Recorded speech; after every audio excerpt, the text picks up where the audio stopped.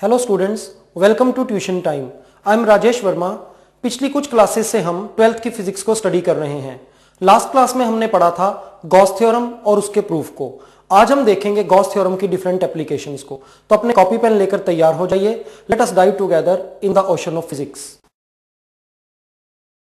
Gauss theorem की statement है, electric flux passing through any close surface is equal to 1 upon epsilon naught times the charge enclosed in that surface. If this is a closed surface and there is any charge anywhere in this surface, then electric lines will be passing through the surface. और इन total electric lines को हम कहते हैं electric flux, और electric flux होता है 1 upon epsilon naught multiplied by Q. Gauss theorem की main application क्या है? जिन कॉम्प्लिकेटेड केसेस में कूलम लॉ को यूज कर इलेक्ट्रोस्टैटिक फोर्स और इलेक्ट्रिक फील्ड को कैलकुलेट करना मुश्किल हो जाता है, वहां पर गॉस थ्योरम की हेल्प से हम उनको बड़ी आसानी से सॉल्व करते हैं। ऐसा ही पहला केस हम लेते हैं जब हमारे पास एक लीनियर चार्ज डिस्ट्रीब्यूशन है। लीनियर चार्ज डिस्ट्रीब्यूशन मींस एक लाइन पर चार्ज पड़ा हुआ है, इससे कुछ डिस्टेंस पर हम इलेक्ट्रिक फील्ड कैलकुलेट करना चाहते हैं। एक छोटी सी बात हम पहले याद कर लें, गॉस थ्योरम को इलेक्ट्रिक फील्ड फाइंड करने के लिए जब भी हम यूज करेंगे तो चार्ज के अराउंड हम एक इमेजिनरी सरफेस कंसीडर करेंगे। यह सरफेस किसी भी शेप का हो सकता है। कोशिश यह रहेगी कि हमारा चार्ज इस सरफेस में सिमेट्रिकली लाई करे। अब इस सरफेस से पास होने वाले फ्लक्स को हम दो बार कैलकुलेट करेंगे। एक बार तो flux is equal to electric field into area वाले फार्मूले से, और दूसरी बार गॉस थ्योरम की हेल्प से। फिर हम दोनों फ्लक्स की वैल्यू को इक्वेट करेंगे, वहां से हमको आसानी से इलेक्ट्रिक फील्ड की वैल्यू पता लग जाएगी। आइए देखें, यह एक लीनियर चार्ज डिस्ट्रीब्यूशन है जिस पर लीनियर चार्ज डेंसिटी और इंटेंसिटी है लैम्डा, और हम ये जानते हैं कि लैम्डा किसके इक्वल होता है? Q बाय L और dQ बाय dL। इससे कुछ डिस्टेंस पर एक पॉइंट है P। इस पॉइंट पर इलेक्ट्रिक फील्ड की स्ट्रेंथ हम कैलकुलेट करना चाहते हैं। एक इमेजिनरी गॉसियन सरफेस क्रिएट करते हैं। यह सरफेस एक सिलेंडर है। This is an imaginary cylinder. यह सिलेंडर इस तरह से बनाया हमने कि वो लीनियर चार्ज डिस्ट्रीब्यूशन इसके एक्सिस पर लाई करे और P पॉइंट इस सरफेस पर लाई करे। अब इस लाइन चार्ज में से इलेक्ट्रिक फील्ड ऐसे बाहर निकल रही होगी। These lines which I am drawing now are indicating direction of electric field. इस सिलेंडर के तीन सरफेसेस हैं। एक तो इसका कर्व्ड सरफेस, ये वाला। इस कर्व्ड सरफेस पर नॉर्मल ऐसे होगा। एक टॉप और एक बेस। टॉप का नॉर्मल इस डायरेक्शन में होगा और बेस का नॉर्मल इस डायरेक्शन में। टॉप और बेस के नॉर्मल्स इलेक्ट्रिक फील्ड के साथ 90 डिग्री के एंगल्स बना रहे हैं। Theta is 90 degree and theta is 90 degree for top surface and bottom surface. पर कर्व्ड सरफेस का जो नॉर्मल है वो इलेक्ट्रिक फील्ड के साथ 0 का एंगल बनाता है। अब फ्लक्स होता है E इंटू ए इंटू कॉस थीटा, और डी फाई होता है E D a cos theta. Top और बॉटम फेसिस के लिए थीटा 90 डिग्री है, कॉस 90 की वैल्यू होती है 0। इसलिए टॉप और बॉटम सरफेस में से कोई फ्लक्स पास नहीं होगा। अगर हमें टोटल फ्लक्स कैलकुलेट करना है, उसके लिए हम इंटीग्रेशन को यूज करेंगे, तो हम सिर्फ इस कर्व्ड सरफेस पर इंटीग्रेशन करेंगे या कर्व्ड सरफेस पर कैलकुलेशन करेंगे। So phi will be integration of d phi but only on curved surface. This will be integration of E into d a into cos 0। Curved surface के लिए theta की value 0 है। So flux will be, E को बाहर ले आते हैं, integration of d a curved surface, cos 0 की वैल्यू 1 है। कर्व्ड सरफेस का टोटल एरिया होगा 2 pi r L, where r is the radius of this imaginary cylinder and l is its length. यहां से यहां तक l इज इट्स लेंथ।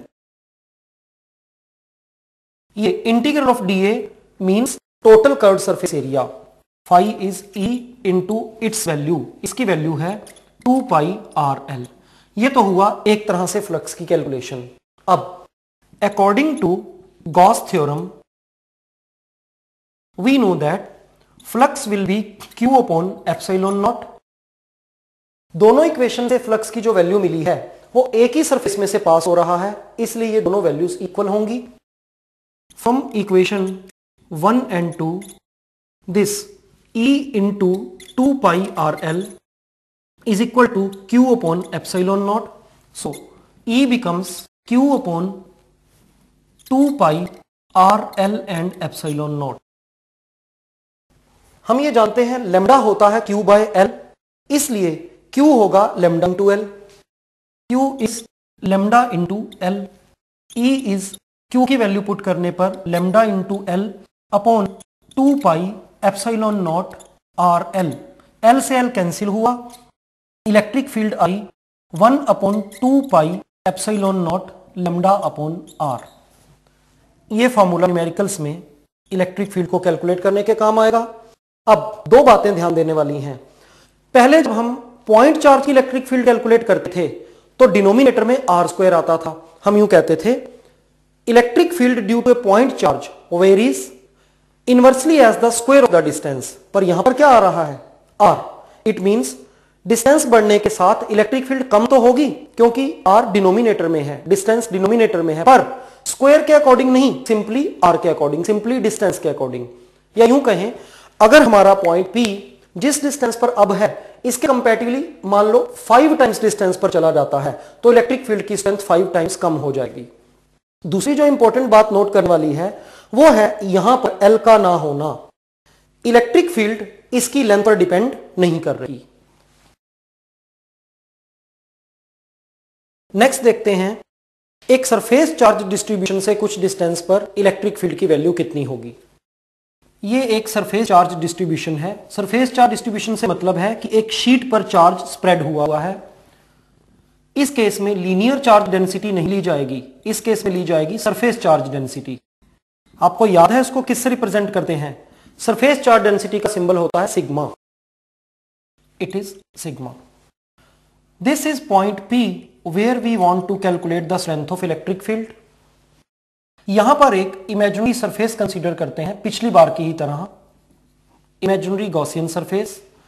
अब की बार फिर हमने इस गॉसियन सरफेस को एक सिलेंडर ही कंसीडर किया है. इस सिलेंडर का एरिया है A और ये डिस्टेंस मान लेते हैं R है. अब इस शीट में से इलेक्ट्रिक फील्ड एक तो इधर को निकल रही है, दूसरा इस डायरेक्शन में. This is direction of electric field, also this is direction of electric field. इस सरफेस का नॉर्मल इधर है. यह नॉर्मल इलेक्ट्रिक फील्ड के साथ जीरो एंगल बना रहा है, थीटा इज 0. इस सरफेस का नॉर्मल इस डायरेक्शन में, वो भी इलेक्ट्रिक फील्ड के साथ जीरो एंगल बनाता है. ये जो कर्व्ड सरफेस है, अब की बार इस कर्व्ड सरफेस का नॉर्मल ऐसे होगा या ऐसे होगा, इस डायरेक्शन में है नॉर्मल. ये नॉर्मल इलेक्ट्रिक फील्ड की डायरेक्शन के साथ 90 डिग्री का एंगल बना रहा है. हम जानते हैं कि फाई इज इक्वल टू होता है E into A into cos theta, और 90 डिग्री के लिए कॉस थीटा की वैल्यू 0 होती है. इसलिए इस डेरिवेशन में कर्व्ड सरफेस से कोई फ्लक्स पास होता हुआ माना नहीं जाएगा. लीनियर चार्ज डिस्ट्रीब्यूशन में इसका उल्टा होता था, वहां सारा फ्लक्स कर्व्ड सरफेस में से पास होता था, बेसिस में से नहीं. अब की बार इन दो बेसिस में से फ्लक्स पास हो रहा है, कर्व्ड सरफेस में से नहीं हो रहा. इसलिए अगर हम लिखें d phi is E dA cos theta और टोटल फ्लक्स कैलकुलेट करना चाहें तो वो इंटीग्रेशन ऑफ डी फाई आएगा, और ये डी फाई का इंटीग्रेशन किया जाएगा on basis. The value of d phi is E dA cos 0. Basis दोनों के लिए थीटा की वैल्यू 0 है. हमारा रिजल्ट आया flux phi is equal to E integral of dA cos 0 is 1. और इंटीग्रेशन कहां करना है? याद रखें on basis. It is on basis. Now dA means very small area, integration of dA means total area. Total area किसका? दोनों basis का जिसमें से इलेक्ट्रिक लाइंस पास हो रही हैं. इस बेस का एरिया भी A है, इस बेस का एरिया भी A है, तो टोटल एरिया हो जाएगा 2A. हमें मिलता है flux is equal to E into 2A. पर by Gauss theorem flux is 1 upon epsilon naught into Q. From equation 1 and 2 we get this is value of flux and this is value of flux. Both flux are passing through same areas, So they are equal. E into 2A this flux is equal to 1 upon epsilon naught into Q this flux. यहां से E की value आ गई 1 upon 2A epsilon naught into Q. Surface charge density sigma, आपको याद होगा surface charge density होती थी Q डिवाइडेड बाय एरिया, तो Q की वैल्यू आएगी sigma into A. Q is sigma into A. Q की वैल्यू को यहां पुट करते हैं, इलेक्ट्रिक फील्ड बन गई sigma into A upon 2A into epsilon naught. A से ए कैंसिल हो गया, इलेक्ट्रिक फील्ड की वैल्यू आ गई सिग्मा अपॉन 2 एप्सिलॉन नॉट. यहां पर नोट करने वाली बातें, एक तो रिजल्ट में R नहीं आया. It means electric field distance पर डिपेंड नहीं कर रही. ये देखने में सोचने में बड़ा अजीब सा लगता है कि अगर डिस्टेंस पहले मान लो 2 सेंटीमीटर है, बाद में 5 सेंटीमीटर हो गया, डिस्टेंस बढ़ता जा रहा है पर इलेक्ट्रिक फील्ड पर कोई फर्क ही नहीं पड़ रहा. फॉर्मूला तो यही कह रहा है. ऐसा इसलिए हो सकता है इस शीट की डायमेंशंस इस R के कंपैरेटिवली बहुत ज्यादा होनी चाहिए. हम इसे कहते हैं थिन इनफाइनाइट शीट. अगर R की डायमेंशंस शीट के कंपैरेटिवली बड़ी हैं या शीट के कंपैरेबल भी हैं, तब यह फार्मूला अप्लाई नहीं होगा. This formula is valid only when distance R is much smaller as compared to dimensions of sheet. इस फॉर्मूले को यूज कर कर एक सरफेस चार्ज से इलेक्ट्रिक फील्ड को कैलकुलेट करेंगे.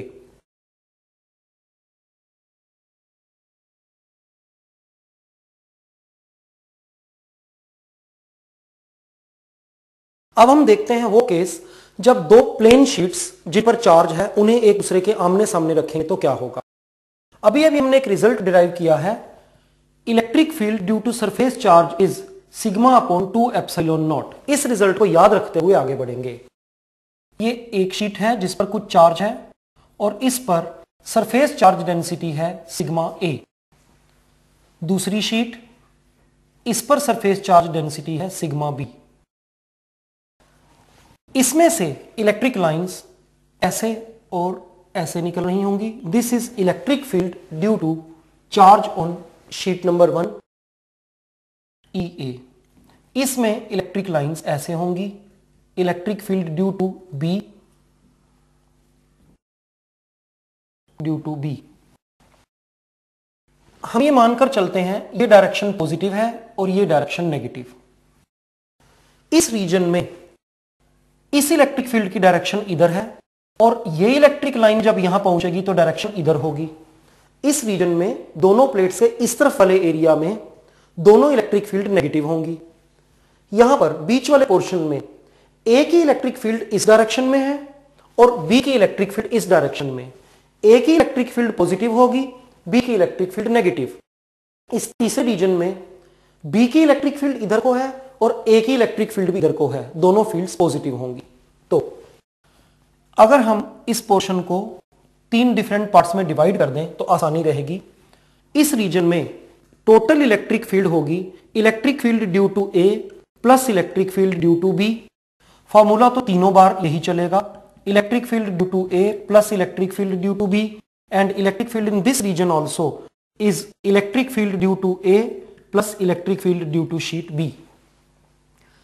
सभी केसेस में इलेक्ट्रिक फील्ड की वैल्यू पुट करते टाइम यही पुराना फॉर्मूला यूज करेंगे, electric field sigma upon 2 epsilon naught. तो यहां वैल्यूज पुट करते हैं.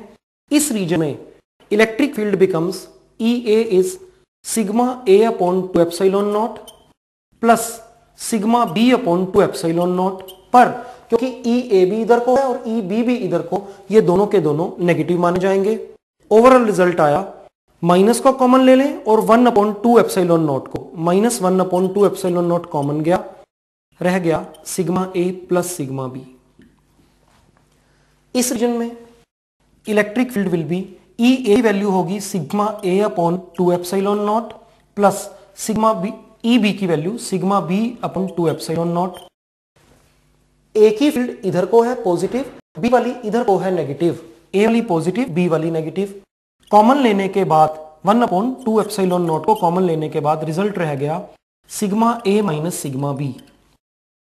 इस केस में भी EA होगी sigma upon 2 epsilon naught sigma A plus sigma B upon 2 epsilon not, ये है EB की वैल्यू. बी की इलेक्ट्रिक फील्ड इस रीजन में इधर को है और ए की भी इधर को है, दोनों की दोनों पॉजिटिव होंगी। फाइनल इलेक्ट्रिक फील्ड आएगी 1/2 epsilon naught sigma A plus sigma B. तीन फॉर्मूले हुए जो दो पैरेलल शीट्स के केस में डिफरेंट रीजन्स में इलेक्ट्रिक फील्ड की वैल्यू बताते हैं। अब कुछ अगली क्लासेस में हमने कैपेसिटर के बारे में पढ़ा है। कैपेसिटर में क्या होता है, दो पैरेलल प्लेट्स होती हैं, एक प्लेट पर पॉजिटिव चार्ज होता है, दूसरी पर नेगेटिव। दोनों प्लेट्स का सरफेस एरिया भी हम बराबर रखते हैं और चार्ज का अमाउंट भी इक्वल होता है, इसलिए दोनों केसेस में दोनों प्लेट्स पर सरफेस चार्ज डेंसिटी सेम होगी। पर चार्जेस की नेचर डिफरेंट होने के कारण से सरफेस चार्ज डेंसिटी एक प्लेट पर पॉजिटिव होगी, एक पर नेगेटिव। मैग्नीट्यूड दोनों का सेम रहेगा। तो उस स्पेशल केस में, in case of capacitor, we have two parallel plates. These plates are having same area, same charge, but of opposite sign. इसलिए यहां पर सरफेस चार्ज डेंसिटी अगर सिग्मा है तो होगी तो यहां भी सिग्मा, बट यहां पर हो जाएगी माइनस सिग्मा। इस एक्सप्रेशन को अगर वहां पर अप्लाई करें तो देखें क्या होता है। सिग्मा ए के प्लेस पर हम यूज करने जा रहे हैं प्लस सिग्मा, और दूसरी प्लेट बी के लिए सिग्मा बी को हम पुट करने जा रहे हैं माइनस सिग्मा। इन तीनों रीजन्स को दोबारा स्टडी करते हैं वैल्यूज पुट कर। इस एरिया में इलेक्ट्रिक फील्ड आई -1/2 एप्सिलॉन नॉट। सिग्मा ए की वैल्यू कितनी है, प्लस सिग्मा, और सिग्मा बी की वैल्यू है माइनस सिग्मा। ये दोनों कैंसिल हो गए, रिजल्ट आया इलेक्ट्रिक फील्ड इज 0। पहले इस रीजन को भी देख लें। E is 1/2 epsilon naught. Sigma A की वैल्यू कितनी है, प्लस सिग्मा, और सिग्मा बी की वैल्यू कितनी है, माइनस सिग्मा। प्लस सिग्मा और बी की वैल्यू माइनस सिग्मा। ये दोनों वैल्यूज कैंसिल हो गई। यहां पर भी रिजल्ट कितना आया, 0। इस एरिया में electric field is 1/2 epsilon naught. Sigma A की वैल्यू है plus sigma, minus sigma B की वैल्यू है minus sigma. Minus minus plus हो जाएंगे, यहां रिजल्ट रह जाएगा 2 sigma. Electric field becomes 2 sigma upon 2 epsilon naught. 2 से 2 कैंसिल हो गया, electric field becomes sigma upon epsilon naught. तो हम याद रखेंगे for a capacitor, general language में कहें तो जब दो पैरेलल प्लेट्स हैं जिन पर चार्ज डेंसिटी सेम है बट अपोजिट साइन की है, उस केस में प्लेट्स की दो डिफरेंट साइड्स पर कोई इलेक्ट्रिक फील्ड एग्जिस्ट नहीं करेगी। हां, उनके बीच में इलेक्ट्रिक फील्ड जरूर एग्जिस्ट करेगी और उस इलेक्ट्रिक फील्ड की वैल्यू होगी sigma upon epsilon not.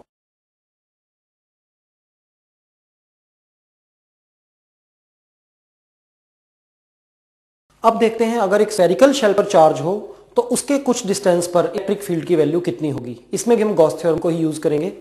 This is a spherical shell. इस पर चार्ज है टोटल 2। इसका अपना रेडियस है r। The value charge is q। It is on a surface, so surface charge density sigma use की जाएगी।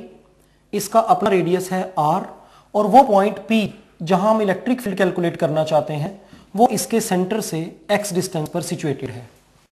एक इमेजिनरी गॉसियन सरफेस बनाते हैं। यह गॉसियन सरफेस भी स्फेरिकल है। इस गिवन स्फीयर के साथ, गिवन स्फेरिकल शेल के साथ कॉन्सेंट्रिक है, दोनों का सेंटर सेम है, और यह पॉइंट P इसके सरफेस पर लाई कर रहा है। इस शेल में से इलेक्ट्रिक फील्ड ऐसे निकलेगी। कहीं पर इस गॉसियन सरफेस पर, इमेजिनरी गॉसियन सरफेस पर अगर कोई छोटा सा सरफेस पोर्शन कंसीडर करेंगे तो उसका नॉर्मल भी इस डायरेक्शन में होगा। इन दोनों में एंगल थीटा होगा 0 डिग्री, और यह स्टेटमेंट पूरे इमेजिनरी स्फीयर पर वैलिड रहेगी। डी फाई फ्लक्स होता है E into d a into cos theta. Total flux phi हो जाएगा integration of d phi, that is integration of E into d a into cos 0। Phi की value आ गई E into integration of d a. Cos theta is 1, cos 0 is 1। Total इस surface का area, sphere का area होगा 4 pi x square, क्योंकि x इसका radius है। फाई की वैल्यू आ गई E into 4 pi x square. But by Gauss theorem the flux is 1 upon epsilon naught into Q. ये भी फ्लक्स की वैल्यू है और ये भी फ्लक्स की वैल्यू है। दोनों इक्वेशन से, from equation 1 and 2, flux E into 4 pi x square is equal to 1 upon epsilon naught into Q. E की वैल्यू आ गई, इसे डिनोमिनेटर में ले आने पर 1 upon 4 pi epsilon naught into X square and Q. अब क्यू इस सरफेस पर क्यू को हम सरफेस चार्ज डेंसिटी की टर्म्स में कन्वर्ट करना चाहते हैं। सरफेस चार्ज डेंसिटी सिग्मा होती है Q upon area. So the value of this area is how much, value of this area. एक खास ध्यान रखना है, जब गॉसियन सरफेस का एरिया कैलकुलेट करेंगे तो ये वाला रेडियस कैलकुलेट करेंगे, ये वाला रेडियस यूज करेंगे, पर जब इस सरफेस को कंसीडर करेंगे, जब क्यू की कैलकुलेशन की जाएंगी तो ये वाला रेडियस लिया जाएगा। इस सरफेस का एरिया होगा 4 पाई आर स्क्वायर। यहां से क्यू की वैल्यू आ गई sigma into 4 pi R square. Q comes out to be sigma into 4 pi R square. इस वैल्यू को यहां सब्सटीट्यूट करने पर ई हमें मिलता है sigma into 4 pi R square divided by 4 pi epsilon naught into X square. 4 pi से 4 pi cancel हो गया, रिजल्ट आया electric field is sigma upon epsilon naught into R square upon X square. ये result तो चलेगा तब जब ये पॉइंट P स्फेरिकल शेल के बाहर कहीं पर होगा, सेंटर से x डिस्टेंस पर होगा और ये x r से ग्रेटर है। This x is greater than r। पर तब क्या होगा जब ये पॉइंट P खुद सरफेस पर लाई करे। If P lies on surface then ये डिस्टेंस x कितना हो जाएगा r। x is equal to r, X square और आर स्क्वायर कैंसिल हो जाएंगे, ई की वैल्यू आ जाएगी सिग्मा अपॉन एप्सिलॉन नॉट। और तीसरा केस, अगर पी लाई करेगा इसके अंदर, if P lies inside the shell. Shell के अंदर तो कोई चार्ज एग्जिस्ट ही नहीं करता, क्योंकि क्यू की वैल्यू जीरो हो जाएगी इस एक्सप्रेशन में। क्योंकि क्यू की वैल्यू जीरो हो जाएगी इसलिए सिग्मा की वैल्यू भी जीरो हो जाएगी। क्यू की वैल्यू जीरो होने से, सिग्मा की वैल्यू जीरो होने से इलेक्ट्रिक फील्ड भी जीरो हो जाएगी। तो 3 डिफरेंट पोजीशंस पर अगर पॉइंट हो, स्फेरिकल शेल के बाहर, स्फेरिकल शेल पर और स्फेरिकल शेल के अंदर, तो इलेक्ट्रिक फील्ड की वैल्यूज होंगी इतनी, सरफेस पर होने पर इतनी और अंदर होने पर 0। तो आज हमने देखा गॉस थ्योरम को यूज कर डिफरेंट कॉम्प्लिकेटेड केसेस में कैसे इलेक्ट्रिक फील्ड को कैलकुलेट किया जाए। अगली क्लास में हम पढ़ेंगे इलेक्ट्रोस्टैटिक पोटेंशियल और इलेक्ट्रोस्टैटिक पोटेंशियल एनर्जी के बारे में। मुझे उम्मीद है मैंने आपको जो आज पढ़ाया आपको समझ आया होगा, आपने नोट भी किया होगा। पर ध्यान रखना, रिवीजन बहुत जरूरी है और खासकर डेरिवेशंस को हाथ से करना। इन सभी डेरिवेशंस को तब तक अपने हाथ से करिएगा जब तक कि आपको अच्छी तरह से ये रट ना जाए। डेरिवेशन की भी पेपर में बहुत अच्छी वेटेज होती है। तो अगली क्लास में फिर मिलेंगे। Good bye till then.